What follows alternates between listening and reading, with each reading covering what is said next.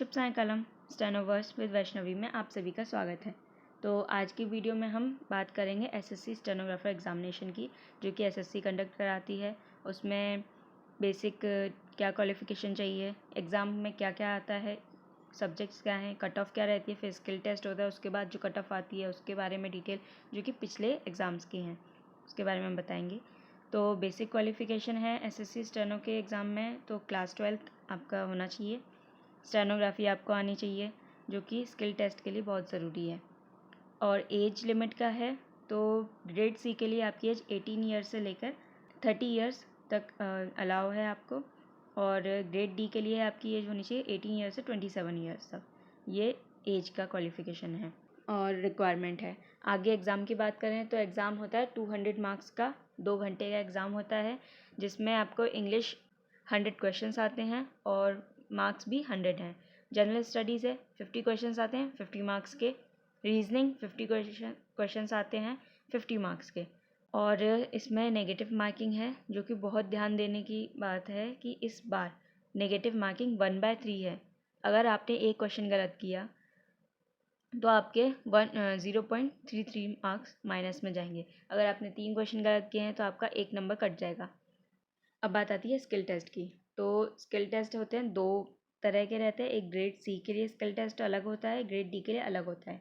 Grade D के लिए जो वर्ड पर मिनट है वो 80 है, और ग्रेड सी के लिए है 100 WPM।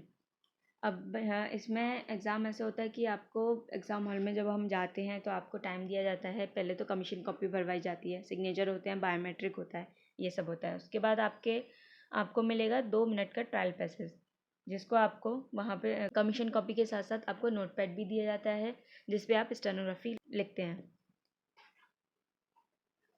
अब आपको 2 मिनट का ट्रायल पैसेज दिया जाता है। ट्रायल पैसेज के बाद आपकी 10 मिनट की जो मेन डिक्टेशन है वो स्टार्ट होती है। अब रही बात हिंदी और इंग्लिश अलग अलग सब्जेक्ट्स की, तो अगर आप ग्रेड सी से हैं, हिंदी से हैं, तो आपको 55 मिनट्स दिए जाएंगे ट्रांसलेशन के। अगर आप इंग्लिश से हैं तो 40 मिनट्स। वहीं अगर आप ग्रेड डी में हिंदी से हैं तो 65 मिनट्स आपको दिए जाएंगे ट्रांसलेशन के, और इंग्लिश से हैं तो आपको 50 मिनट्स दिए जाएंगे ट्रांसलेशन के लिए। तो ये रही बात एग्ज़ाम्स की, जो कि पहले स्टेज जो पहला पेपर होता है वो होता है MCQs, और 1/3 नेगेटिव मार्किंग है। इंग्लिश है, उसमें GS है और रीजनिंग आते हैं। सेकंड पेपर होता है स्टेनोग्राफी का। अब बात है कट ऑफ की। तो जो हमारा पेपर 1 हुआ था उसके बाद जो कट ऑफ आई है ग्रेड सी की, वो थी 130.70 UR के लिए। EWS की भी सेम यही थी। OBC की 129.05 थी, SC की 114 और ST की 105। ये ग्रेड सी की कट ऑफ थी। ग्रेड डी की कट ऑफ इसमें दी हुई है, सभी कैटेगरी की उनके सामने कट ऑफ है। इसके बाद आती है स्किल टेस्ट की। तो स्किल टेस्ट जो हम दे के आते हैं तो उसमें जो हमारी मिस्टेक्स होती हैं वो हमें अलाउ है, 5% मिस्टेक अलाउ है UR के लिए अगर आप ग्रेड सी से हैं, और अगर ग्रेड डी से हैं तो आपको 7% मिस्टेक्स अलाउ हैं। वहीं अगर आप ग्रेड बाकी अदर कैटेगरी से हैं, EWS है, OBC, SC ST, तो आपको ग्रेड सी में 7% और ग्रेड डी में 10%। ये ध्यान रखना है कि इससे अगर ज़्यादा आपने गलतियाँ कर दी ट्रांसलेशन में तो आप स्किल टेस्ट क्वालिफाई नहीं कर पाएंगे, जो कि बहुत ज़रूरी है। वैसे तो स्किल टेस्ट क्वालिफाई हो जाता है, डिक्टेशन इतनी हार्ड नहीं आती। अब बात आती है फाइनल कट ऑफ की। तो फाइनल कट ऑफ देख लीजिए, ग्रेड सी का 147.58 गया था, UR का, EWS का 146.69। ये जो कट ऑफ है ये CBIC का है, और क्योंकि सबसे ग्रेड सी में सबसे कम कट ऑफ CBIC की ही गई थी, बाकी सबकी तो बहुत ज़्यादा गई थी, 156 157 ऐसी भी गई है। तो शायद रेलवे की और भी सबकी अलग अलग गई थी और बाकी CBIC की थी जो मिनिमम कट ऑफ थी ग्रेड सी में, वो ये रही। ग्रेड डी की कट ऑफ 133 गई थी। ये कट ऑफ ध्यान दीजिए, ये कट ऑफ है BRO की 133.14, जो कि फ़ीमेल कैंडिडेट्स के लिए अलाउ नहीं है। फीमेल कैंडिडेट्स BRO में नहीं जाते, वो सिर्फ मेल कैंडिडेट्स के लिए है। तो ये कट ऑफ मेल के लिए है। वहीं अगर फीमेल की बात करें तो कट ऑफ अलग है। अब मेन जो बात है जो अभी कट ऑफ की सब लोग करते हैं, तो वो देखिए, ग्रेड सी और ग्रेड डी में जो अपीयर हुए थे स्किल टेस्ट के लिए, जो क्वालिफाई हुए थे 1300 100 थे ग्रेड सी के लिए, और उसमें से अपीयर हुए थे 6113 और सिलेक्टेड कितने हैं 3960। अब मैंने ग्रेड डी के आगे क्यों नहीं लिखा, क्योंकि ग्रेड डी में से कोई सिलेक्ट नहीं हुआ है। ये अभी तक के 3-4 साल का मैंने वो एनालिसिस किया है।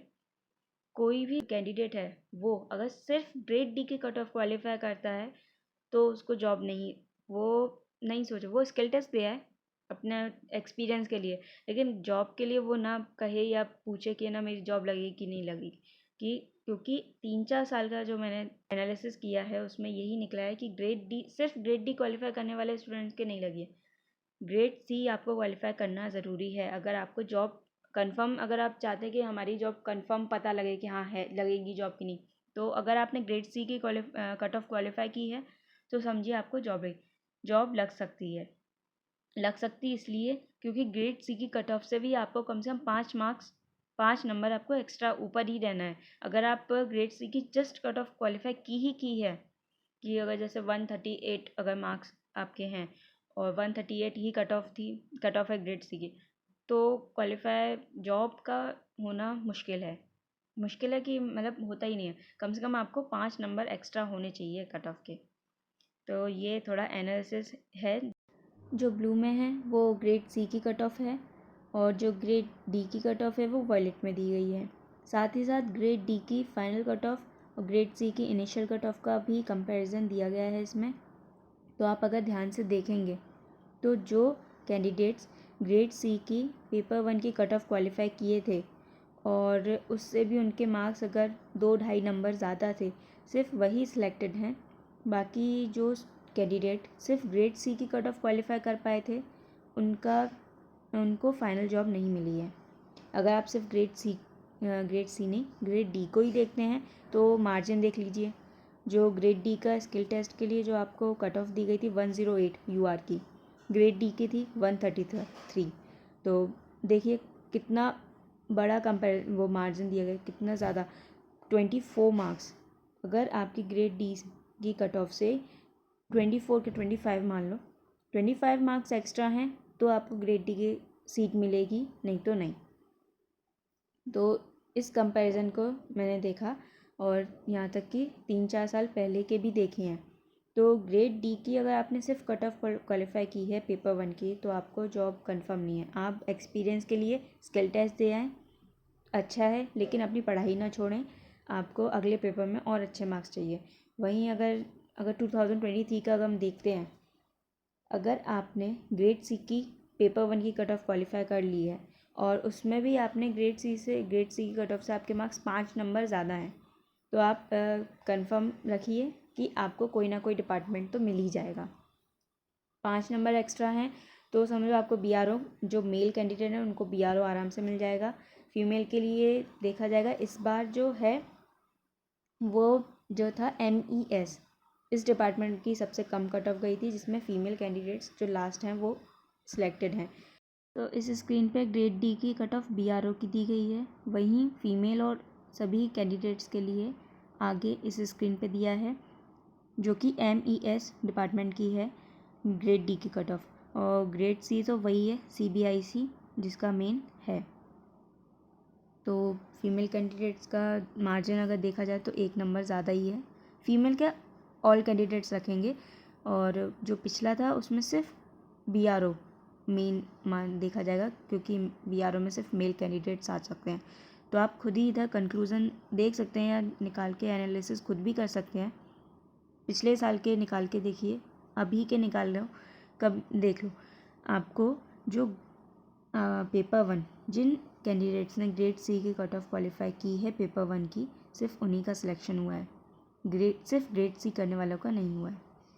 तो अभी लास्ट चलते हैं। आप टेलीग्राम चैनल अगर ज्वाइन करना चाहें तो ज्वाइन कर सकते हैं, वैसे उस पर ज़्यादा एक्स्ट्रा तो है नहीं, वही है आप ऑफिशियल वेबसाइट पे चेक करते रहें चाहे चैनल ज्वाइन कर लें, बात एक ही है। ये यूट्यूब चैनल है ही और इंस्टाग्राम भी है, आप फॉलो कर सकते हैं। इसी के साथ वीडियो यहीं रोकते हैं। Thank you.